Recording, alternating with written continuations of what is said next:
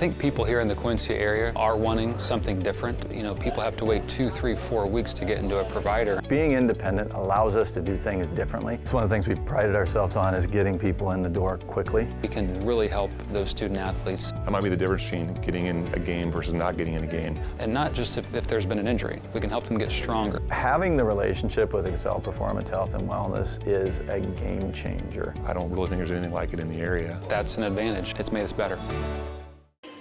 Final Four festivities from Festus, Missouri, as Monroe City tried to make it a black and gold Friday in the Class II state semifinals with St. Pius X.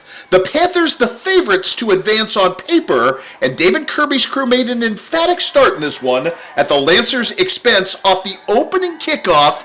The first play from scrimmage is a dandy courtesy of Quincy Mayfield, doing Quincy Mayfield-type things, swerving his way through the middle of the Lancer defense, tripped up at the end, all that kept him out of the end zone. That would set up Peyton Hetherington, who got carted off the field a week ago against Mid-Buchanan. Good to see him healthy and advancing and moving the chains here, which would set up Jaden Holland from 1 yard out. Fullback yards tough to come by against this Lancer defense, but Jaden does break the plane. It's 6-0 at this point.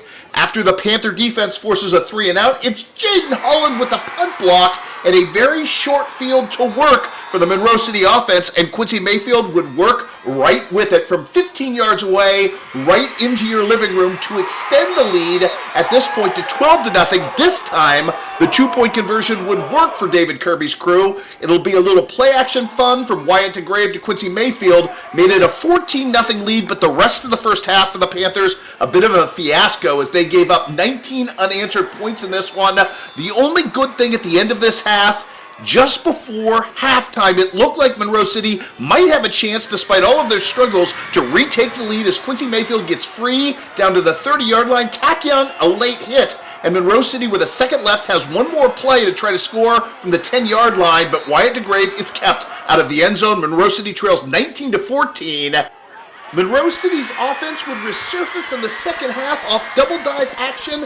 This is Peyton Hetherington on down to the 40-yard line at that point, which would set up Quincy Mayfield from 11 yards away. He'll splash his way home, and the Panthers retake the lead at 20-19, but Q wasn't done inflicting damage in this one. The 2-point conversion, Quincy Mayfield will beat everyone to the boundary in this one and extend the Panthers to a 22-19 lead. Jaden Holland would try to keep up the good defensive juju with a tackle for loss here, but Evan Eckrich would go incendiary at quarterback for St. Pius X. First here to Brody Irvin, dropping a dime down to the 30-yard line. One play later, check this out, Harrison Ray, a spectacular catch from 22 yards away. It's 25-22 in favor of the Lancers. Monroe City right back at it, however, and again, it's Quincy Mayfield doing Quincy Mayfield-type things, carving up the center of the Lancer defense here. Quincy Mayfield, yet again, another big pickup right here behind some great blocking. And to move the chains one more time, Quincy Mayfield, all of which would set up some play-action passing fun from the Panthers. It's Wyatt DeGrave hooking up with Quincy Mayfield from 16 yards away to give Monroe City back the lead in this back-and-forth affair, 28-25.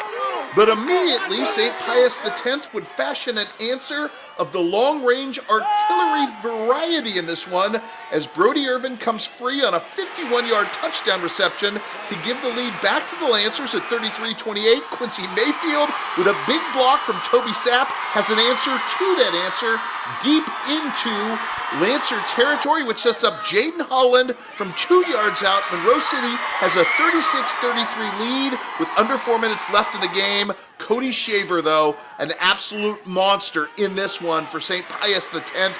Huge pickup here, and with 10 seconds left in the ball game, Evan Eckrich is going to go to the air, and again, he's going to find Harrison Ray. Great play call, and it would be the Lancers with the lead, 40-36 at this point.